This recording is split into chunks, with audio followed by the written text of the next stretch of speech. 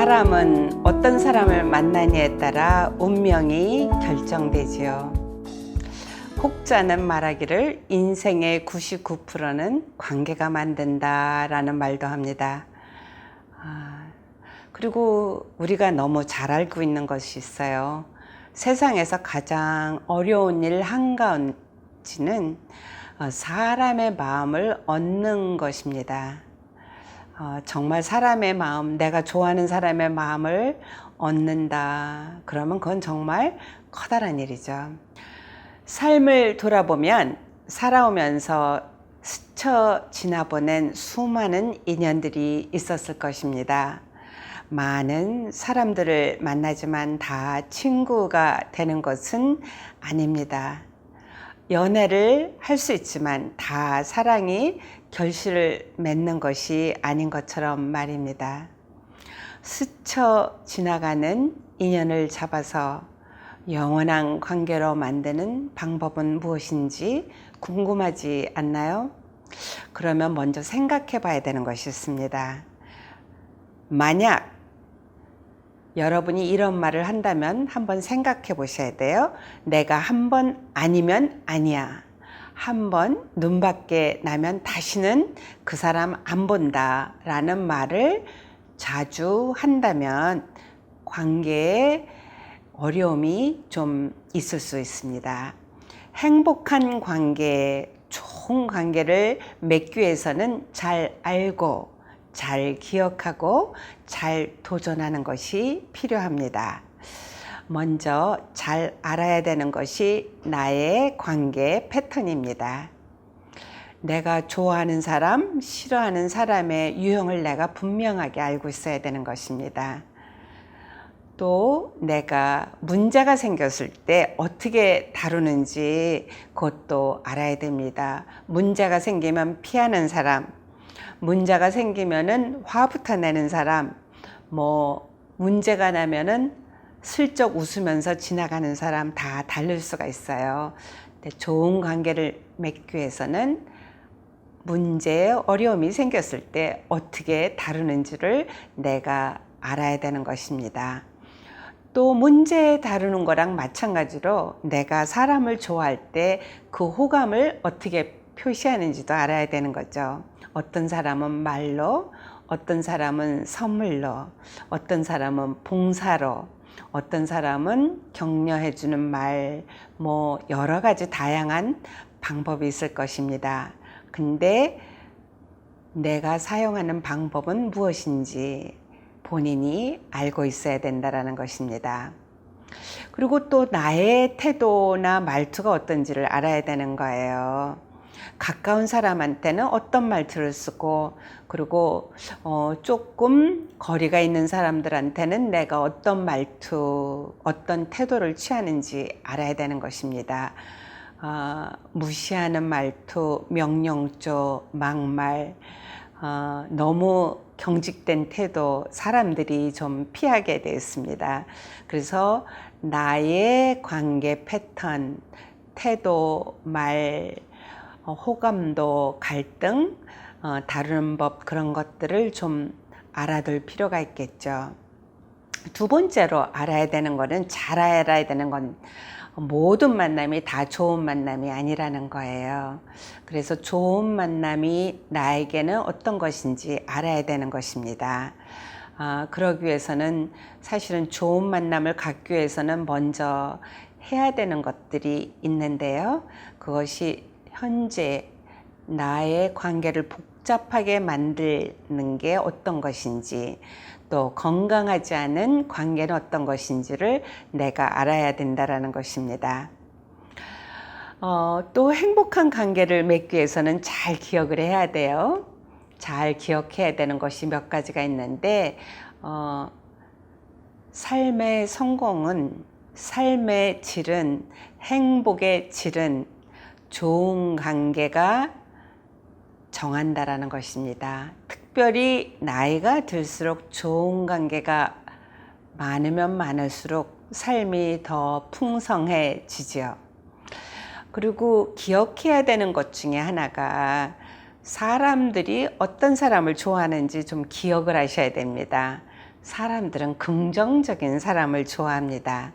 또 본인들 삶에 도움이 되는 사람을 좋아합니다. 그래서 내가 다른 사람들한테 도움이 되는지 또 긍정적이고 밝은지를 한번 돌아보고 기억을 해야 됩니다. 그리고 태도나 자세가 굉장히 중요하다는 걸 기억해야 되는데요. 그 태도나 자세가 존중과 배려라는 것입니다. 그것을 사람들과 관계를 맺을 때 그 배려하고 존중하는 태도를 늘 기억해야 된다는 것입니다. 또 행복한 관계 능력을 고양시키기 위해서, 크게 하기 위해서 잘 도전하는 것이 필요합니다. 잘 도전하는 거는 첫째로는 사람들한테 관심 있다, 호감 있다, 그런 거를 표현하는 거를 도전하는 것입니다. 상대편이 내가 좋아하는지 알 거라고 절대로 추측하시면 안 됩니다. 내가 좋아한다라는 것, 정말 잘 되기 바란다, 관심 있다, 그런 거를 표현을 해야 돼요. 근데 그때는 상대편의 그 기질이나 감정, 그리고 그 사람이 중요시 여기는 것이 무엇인지를 알려고 노력하고, 그리고 그거에 대해서 말로도 표현하고 행동으로도 표현하고 그러는 것이 필요하죠. 친밀한 관계가 이제 있을수록 행복감이 사실은 고양이 됩니다. 압이 되죠, 압. 그리고 이제 친밀한 관계, 좋은 관계를 맺을 때 중요한 말은 상대편이 다 알 거라고 생각하지 말고 그 관심 있고 좋아한다라는 거를 따뜻한 말로 표현하는 거예요. 그리고 가능하다면 두 사람만이 공유할 수 있는 그런 어떤 활동을 규칙적으로 하는 것이 굉장히 중요합니다.